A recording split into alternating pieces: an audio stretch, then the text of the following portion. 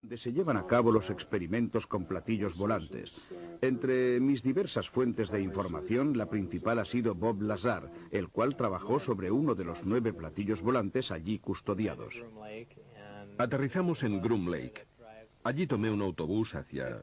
No estoy seguro de la distancia, pero unos 25 kilómetros al sur, hasta una zona donde hay un lago salado llamado Papoose Lake. Y justo en la ladera de la montaña se encuentra el área llamada S4. ¿Qué sintió cuando entró allí por primera vez? Parecía todo muy militar, no un ambiente científico. Había muchos controles, con niveles máximos de seguridad. Se fuera donde se fuera, había que ir acompañado de un guardia armado, incluso al cuarto de baño. Todas las puertas se abrían y se cerraban con una identificación magnética personal. Era un ambiente muy opresivo. ¿Cuántas veces tuvo que entrar en esa zona antes de poder ver el vehículo volador? Creo que 2 o 3, quizá 2 días antes de poder verlo. ¿Qué sintió la primera vez que vio el objeto? ¿Qué sentí? Bueno,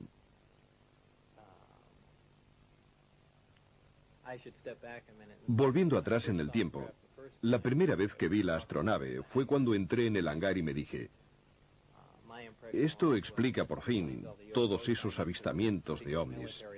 Es un vehículo militar secreto en fase de experimentación y ya está.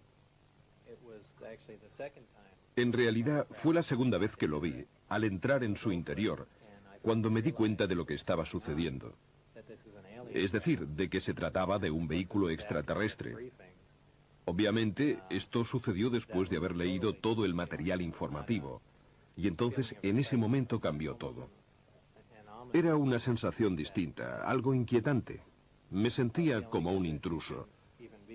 Es algo muy difícil de describir. Aún así, inténtelo.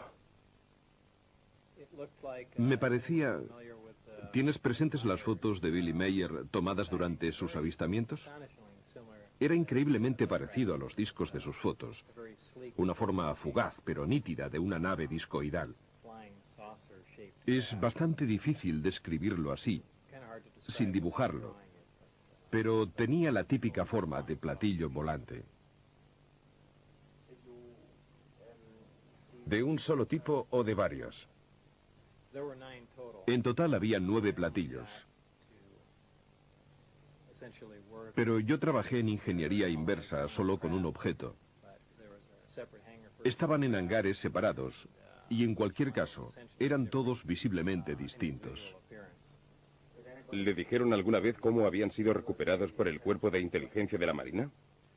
No, en absoluto. La gente ha sugerido varias hipótesis, que habían sido derribados o que habían caído, pero no parecían dañados y por consiguiente tengo serias dudas sobre dichas hipótesis. ¿Nos puede describir el interior? Es muy simple. Existe un solo color dominante, un gris peltre. El exterior es también de este mismo color. No tiene aristas. En el interior, todo el equipamiento tiene una forma redondeada, incluso los asientos y los espacios para los amplificadores. Es como si hubiesen sido fundidos y luego modelados con estas formas curvilíneas, incluso las uniones entre las paredes y el pavimento. El interior es esencial, muy abierto. El uso del espacio no parece en absoluto funcional. Hay 3 puentes. El más bajo alberga los amplificadores montados sobre bases móviles. En el puente central, desde donde se accede al interior de la nave, están los asientos y los amplificadores. Y luego está el puente superior, un sector limitado al que yo no tenía acceso, no sé qué podía haber allí. ¿En su opinión, el vehículo era extraterrestre? Absolutamente sí, extraterrestre, no hay duda. ¿Por qué? En primer lugar, el objeto del proyecto era analizar la nave. Si se hubiera tratado de un aparato de Estados Unidos, no habríamos perdido tiempo en tratar de entender cómo lo habíamos construido. En segundo lugar, por las dimensiones del equipamiento interno, por el tamaño de los asientos y por los materiales utilizados, absolutamente desconocidos para nosotros. Y por último, por el carburante, el elemento 115, que en realidad no existe. Estos datos han de sumarse a las informaciones que me fueron facilitadas, en las cuales se indicaba claramente que se trataba de una nave extraterrestre. ¿Le dijeron cómo funcionaba el sistema de propulsión? Formaba parte de mi trabajo de ingeniería inversa, es decir, debíamos averiguar el funcionamiento del sistema de propulsión. Habían realizado ya algunos progresos, pero no sé exactamente desde cuándo se encontraba allí la nave, si llevaban 1 o 10 años analizándola. En cualquier caso, con pocos progresos. El sistema es impresionante.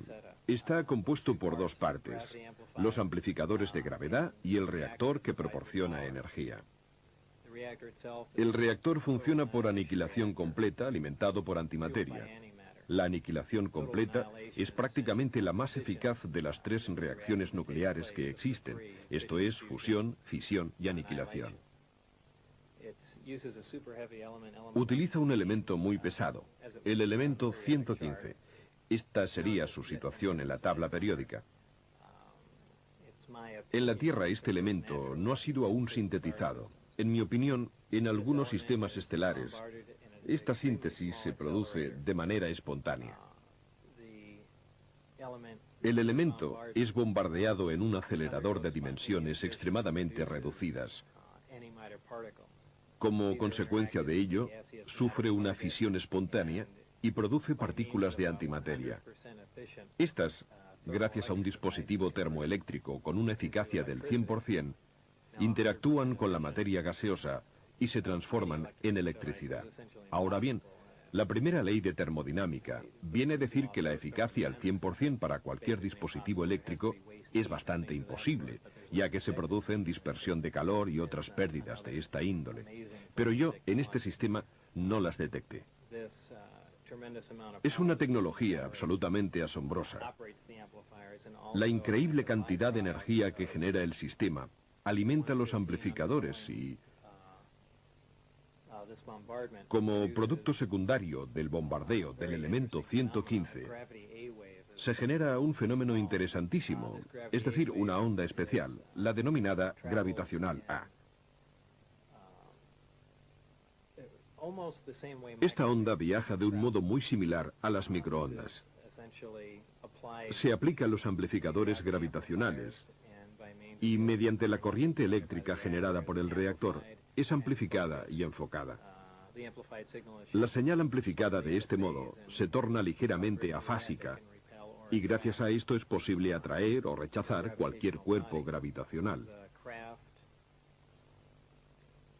El vehículo es capaz de despegar, incluso utilizando un solo amplificador.